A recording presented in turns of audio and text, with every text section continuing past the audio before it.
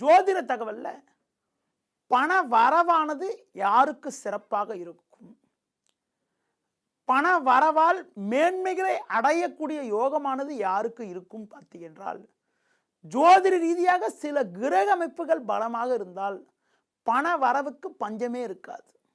நவகிரகங்களில் குரு பகவானவர் தனித்து அமையாமல் ஏதாவது ஒரு கிரக சேர்க்கையோடு இருப்பது ரொம்ப ரொம்ப சிறப்பு. பொதுவாக ஒருத்தருடைய ஜாதகத்தில் குரு அமைகின்ற ஸ்தானமானது தனக்கு நட்பு கிரகம், குருவுக்கு நட்பு கிரக சேர்க்கை பெற்றிருப்பது ரொம்ப ரொம்ப சிறப்பு. குருவுக்கு நட்பு கிரகம் பார்க்கின்ற போது சூரியன், சந்திரன், செவ்வாய் ஆகிய கிரகங்கள் நட்பு கிரகங்களாகும்.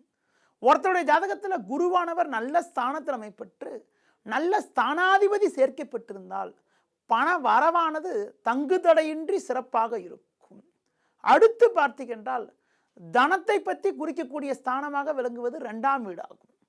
அதுபோல 2ஆம் அதிபதியும் கேந்திர திரிகோண ஸ்தானத்திலோ லாபஸ்தானத்திலோ அமைய பெற்றால் பண வரவுக்கு பஞ்சம் இருக்காது. ஒருத்தருடைய ஜாதகத்தில் 2ஆம் அதிபதியும் குருவும் சிறப்பாக இருக்கின்ற பொழுது தங்கு தடை இல்லாமல் பண வரவுகள் ஏற்பட்டு ஏற்ற மிகுந்த பலன்களை அடைய முடியும்.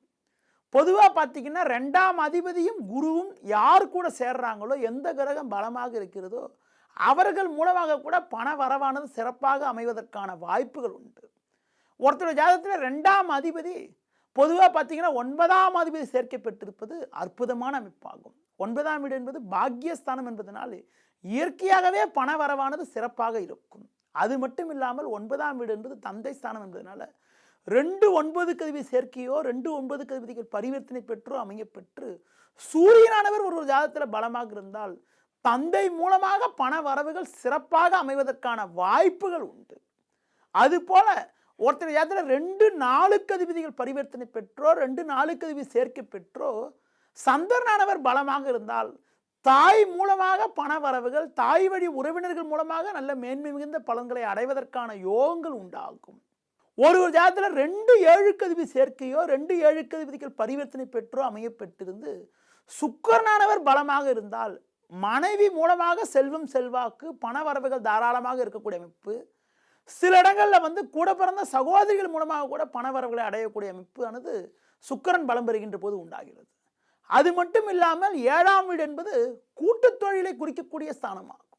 7ஆம் வீட்டு அதிபதியுடன் 2ஆம் அதிபதி சேர்க்கின்ற பொழுது கூட்டு தொழில் மூலமாக கூட செல்வம், செல்வாக்கை அடையக்கூடிய ஒரு அற்புதமான யோகமானது உண்டாகும்.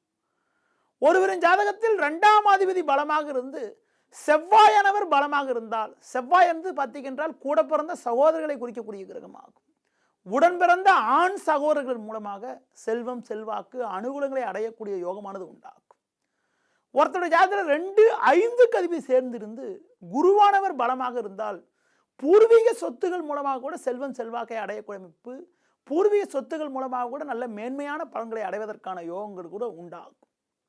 ஒருத்தருடைய ஜாதகத்தில் 2 10 அதிபதி இணைந்திருந்து 2 10 அதிபதி பரிவர்த்தனை பெற்றும் நல்ல பலமாக இருந்தால் அவர்களுக்கு பார்த்தீங்கன்றால் சொந்தமாக செயல்பட்டு சொந்த தொழில் செஞ்சோ உத்தியோகத்துக்கு போயோ லட்ச லட்சமாக சேர்க்கக்கூடிய ஒரு அற்புதமான யோகமானது உண்டாகும்.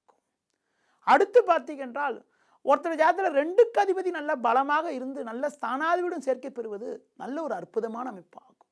ஒருவரின் ஜாதகத்தில் 2ஆம் அதிபதி மறைவு ஸ்தானங்களில் அமைய பெற்றிருந்தாலோ, தனக்காரகன் சொல்லக்கூடிய குரு பகவான் வக்ரம் பெற்றிருந்தாலோ, 2 அதிபதி வக்ரம் பெற்றிருந்தாலோ பண வரவில் தடை இடையூறுகள் ஏற்படும். குருவானவர் வக்ரம் பெற்றிருந்தாலோ 2 அதிபதி வக்ரம் பெற்றிருந்தாலோ கொடுக்கல் வாங்கல் விஷயத்தில் சற்று கவனத்தோடு இருப்பது. அது மட்டும் இல்லாமல் வருகின்ற பணத்தினை வீட்டில் மற்றவங்க ஜாதகத்தில் யார் ஜாதகத்தில் பலமாக இருக்கிறதோ அவர்கள் பேரில் முதலீடு செஞ்சு வைக்கிறது ரொம்ப ரொம்ப நல்லது.